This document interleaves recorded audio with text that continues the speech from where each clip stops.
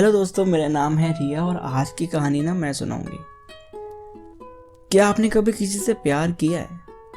अगर हाँ तो आपको ये ज़रूर पता होगा कि सभी अपने प्यार को लेकर इनसिक्योर ज़रूर होते हैं। एज मी। मेरा जो बॉयफ्रेंड है ना, एक प्रॉपर हैंडसम ब्राउन मुंडा है, एकदम डैशिंग पर्सनैलिटी। उसके घुंघराले बाल हैं, उसकी ब्लू आईज है, शार्प जो लाइन है और गालों पे डिम्पल भी पड़ता है यार उसके।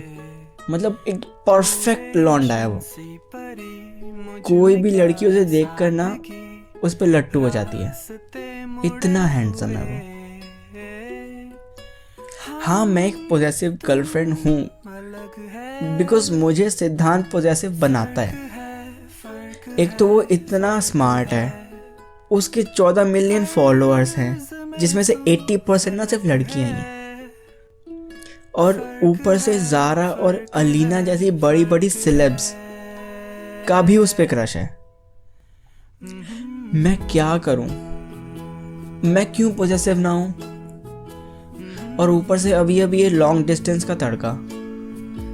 मतलब बहुत बढ़िया भगवान जी, बहुत बढ़िया। 2 दिन पहले यार, लॉन्ग डिस्टेंस नेवर वर्क्स। किसी को कैसे पता कि सामने जो बंदा है वो आपके पीछे भी वही है जो आपके सामने है? ट्रस्ट इश्यूज होते हैं बहुत सारे। कुछ दिनों तक तो रोज़ बात होती है, रोज़ कॉल्स होती हैं, रोज़ मैसेजेस होते हैं, रोज़ टेक्स्ट होते हैं। लेकिन कुछ दिनों बाद तुम बिजी और मैं बिजी, फिर मैसेज तक का वेट करना पड़ता है। सिद्धांत, तू क्या समझेगा? तू तो इतना हैंडसम है, तुझे तो कोई और मिल जाएगी, और वो भी बहुत आसानी से।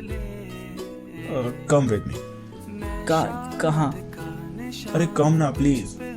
मुझे नहीं जाना। अरे चल ना। पर जाना कहाँ है? तुझे मैगी अच्छी लगती है? हाँ, वही बनाने जा रहे हैं, चल मेरे साथ। मुझे नहीं खानी। अब सिद्धांत अपनी कन्वेंसिंग स्किल्स में इतना अच्छा है कि मैं नेक्स्ट 1 मिनट में मैगी बना रही थी। जैसे जैसे पानी गर्म हो रहा था ना, वैसे वैसे मैं सिद्धांत को बता रही थी कि मैं उसके लिए क्या फील करती हूँ और मैं उसके लिए कितना इनसिक्योर हूँ। मैं अपने सारे मन की बात उसे बता रही थी।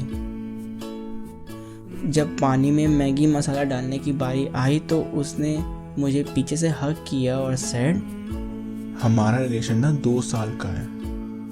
तू मेरे साथ तब थी जब मेरे साथ कोई नहीं था। तू मेरा बिगेस्ट सपोर्ट सिस्टम है यार। कहते हैं ना कि हर वुमेन का हाथ होता है एक सक्सेसफुल मैन के पीछे। मेरे लिए वो वुमेन तू है। एंड हाँ, मेरी मम्मी भी, बट तू पॉइंट समझ। That's main thing that you believe in me and that's a very big thing. He took my hand, grabbed the noodles and put it in the water and said, जब भी तुझे लगे कि मुझे कोई और ले जाएगा, ये मान लियो कि जब तक तुझे मैगी पसंद है ना, तब तक मैं सिर्फ तेरा हूं। Remember it always, okay? जब हमारी मैगी रेडी हुई ना तो सिद्धांत ने मेरे को ब्लैंकेट में आने के लिए इनवाइट किया और फिर हमने मैगी खाई और मूवी देखी।